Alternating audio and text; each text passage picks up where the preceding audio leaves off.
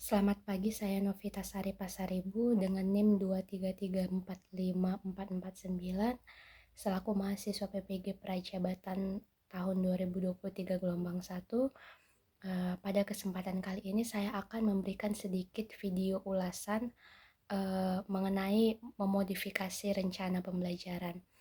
Nah, pada kali ini merupakan salah satu proyek ujian tengah semester dengan mata kuliah pemahaman tentang peserta didik dan pembelajarannya.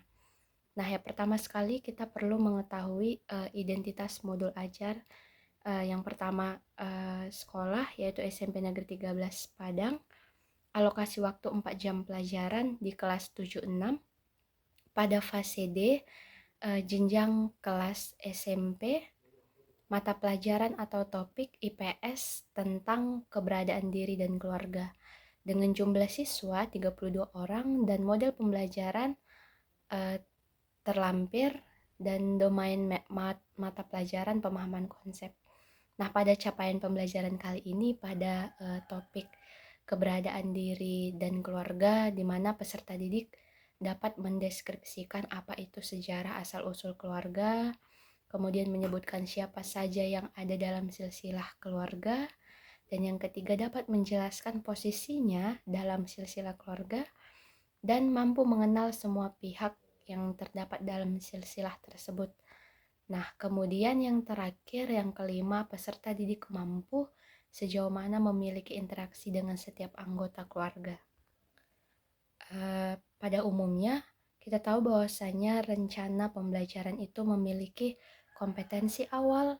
Setelah capaian pembelajaran ada kompetensi awal, profil pelajar Pancasila, karena memang modul ini merupakan kurikulum merdeka yang dimana menekankan P5 proyek penguatan profil pelajar Pancasila. Dan yang kemudian ada pemahaman bermakna, pertanyaan pemantik, model pembelajaran, sarana dan prasarana.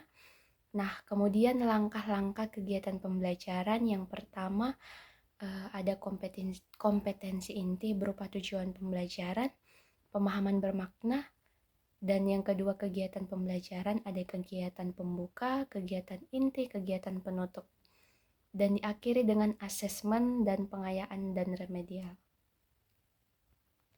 Nah, sejauh pelaksanaan yang sudah kami lakukan, bahwasanya modul yang kami pakai itu merupakan rancangan pembelajaran kurikulum merdeka. Nah, di mana modul yang telah kami rancang merupakan menggunakan modul yang lengkap beserta dengan materi. Nah, beberapa hal yang dimodifikasi dari modul guru pamong yang telah kami sesuaikan dengan perkembangan dan kebutuhan belajar serta konteks lingkungan peserta didik secara berkelompok. Di mana pada modul guru pamong di bagian kegiatan pendahuluan tidak terlihat kegiatan apersepsi, di mana kegiatan apersepsi ini merupakan kegiatan awal agar siswa merasa nyaman dalam sebelum memulai pembelajarannya, seperti itu.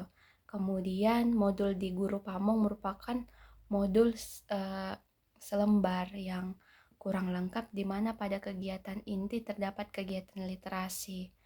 Nah, jadi hasil modifikasi yang kami lakukan pada modul ini, kami memasukkan sintaks berupa resitasi dan juga discovery learning pada kegiatan inti.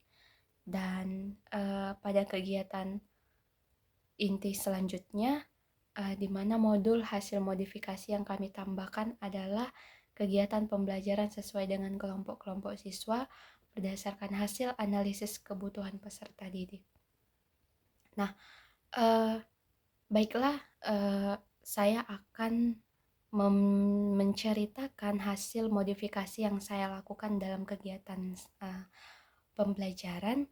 Nah, di mana yang pertama ada metode dan model pembelajaran, di mana metode dan model pembelajaran yang tepat yang kami pilih yaitu model pembelajaran based learning, yang mana seorang guru memberikan sebuah umpan berupa masalah yang kemudian peserta didik akan berdiskusi menggunakan pemikiran kritis.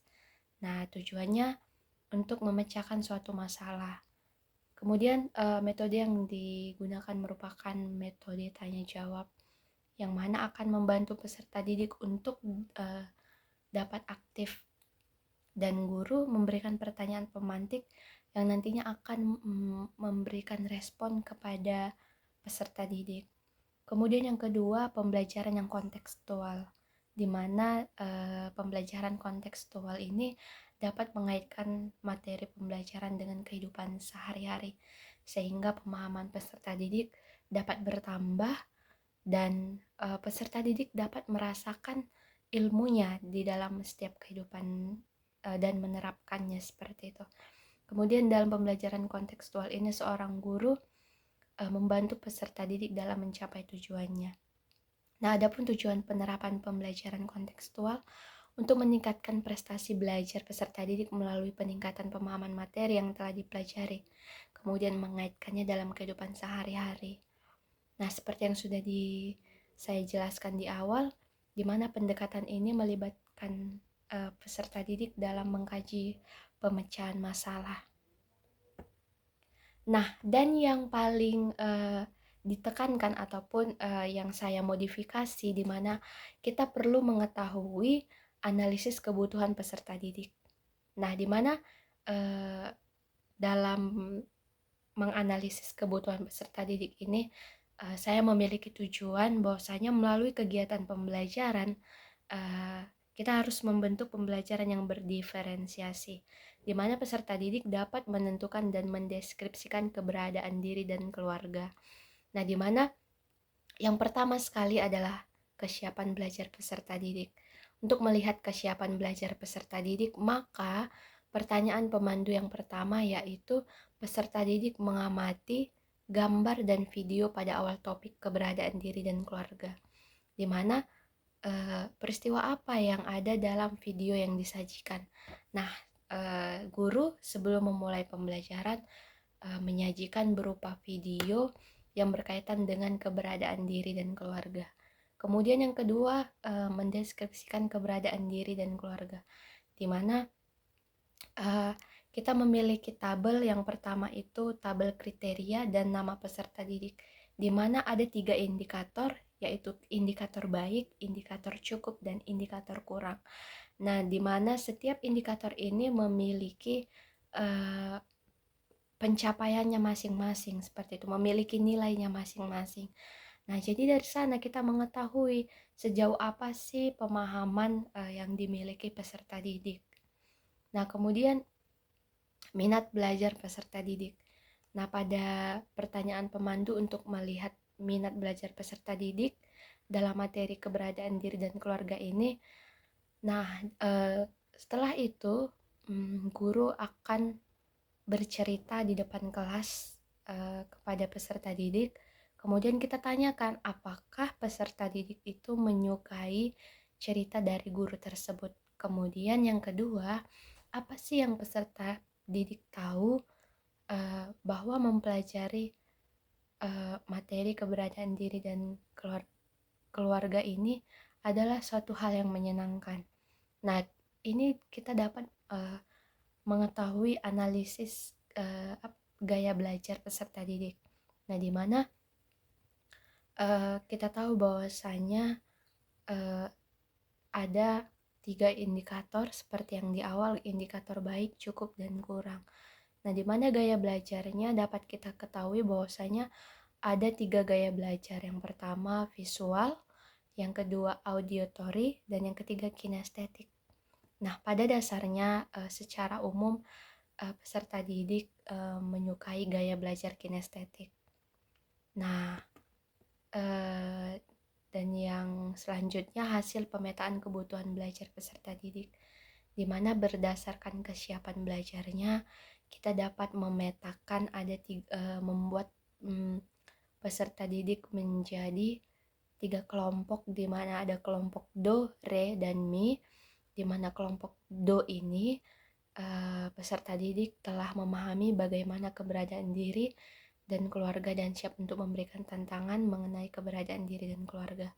Dan yang kedua, peserta didik yang cukup memahami bagaimana keberadaan diri dan keluarga, namun masih kesulitan dalam mendeskripsikan keberadaan diri dan keluarga. Itu ada pada kelompok RE. Dan yang ketiga, kelompok MI, peserta didik yang kesulitan memahami bagaimana mendeskripsikan materi keberadaan diri dan keluarga. Nah, kemudian yang terakhir, kita menyiapkan berbagai sumber bacaan tentang keberadaan diri dan keluarga dan membuat slide presentasi, di mana slide ini berupa gambar dan video yang berkaitan dengan keberadaan diri dan keluarga. Nah, jadi nanti pada kelompok DO, peserta didik diminta mengerjakan soal tingkat tinggi, dan kelompok RE, peserta didik menggunakan sumber belajar, misalnya browsing. Nah, kemudian guru memfasilitasi proses pembelajaran pada kelompok RE dan kelompok MI. Guru akan memberikan scaffolding dalam proses ini, di mana scaffolding itu adalah metode yang digunakan guru di mana siswa diberikan kebebasan untuk berpikir dan menyelesaikan masalahnya sendiri. Nah, kemudian yang terakhir, peserta didik dibebaskan untuk menentukan dan memilih bentuk hasil kerja mengenai keberadaan diri dan keluarga sesuai dengan minat dan bakatnya masing-masing. Bisa berupa poster, infografis, atau gambar bercerita seperti itu. Nah, demikian ulasan video singkat saya mengenai memodifikasi rencana pembelajaran. Semoga video ini bermanfaat dan saya ucapkan terima kasih. Jika ada kata-kata yang kurang berkenan, saya mohon maaf. Saya ucapkan selamat pagi.